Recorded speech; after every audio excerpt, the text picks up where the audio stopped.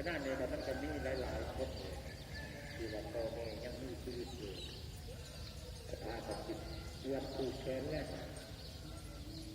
มันดีวิจารณ์ดีก็ต่อไปเรื่อยๆตอนนี้ดูกับพ่อแม่ตายล่มหายตายจากบางคนก็ดูกันได้นะครับบางคนเขาเข้ามาว่าแต่ไม่ได้เห็ดอันจาไม่ได้จักอันจาไม่ได้เห็ดต้นไม่ได้มาโดนบัดเจตนิดมันคืออยู่นะมาปัดหน้ากวาดนะป้าที่โตยังไงผมหน้าป้าไปคืออะไรแบบนี้ไปอยากปัดก็ปัดไปอยากกวาดก็กวาดเรื่องวัดก็เกิดเป็นไงเพื่อนเรื่องวัดไอ้ยังคู่ไอ้ปัดเขาท่าเขามาเจตนาของลูกหลานที่โตอยู่เมย์เป็นเขาท่าเขามาวัดเขามาอย่างนั้นเขามาสักการะบูชาลูกหลานอย่างบูชากระดูกนั้นจะเอาเขามาวัดบริเวณเอาเขามาให้มันหกวัดเลยอันนี้เอาเขามาเรียกกันมาปักมากกว่าแต่มาเป็นมาเนี่ยท่านคุณวันพระจะเพื่อมาใส่เขาบูชา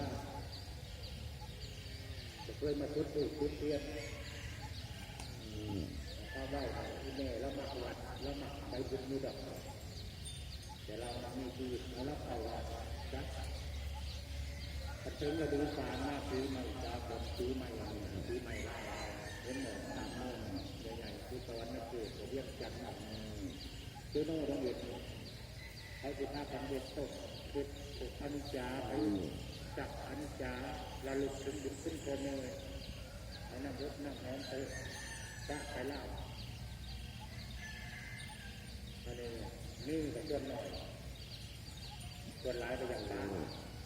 มาเป็นในบ้านเจ้ามาใจใหม่ๆนะชื่อได้ทั้งลูกชายทั้งลูกสาว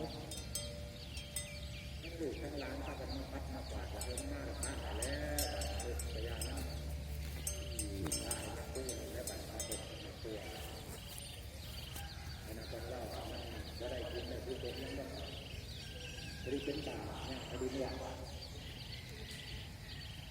ถ้าอดีตวัดก็เอาผ้าขาวมาวัดจะได้เราท่านนั่งเลยจะนั่นคือได้ที่ว่า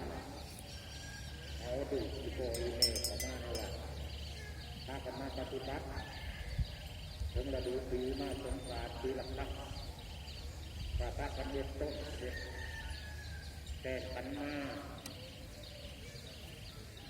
ถ้าเราคนมาแล้วเป็นผู้เป็นยังมีชีวิตแล้ว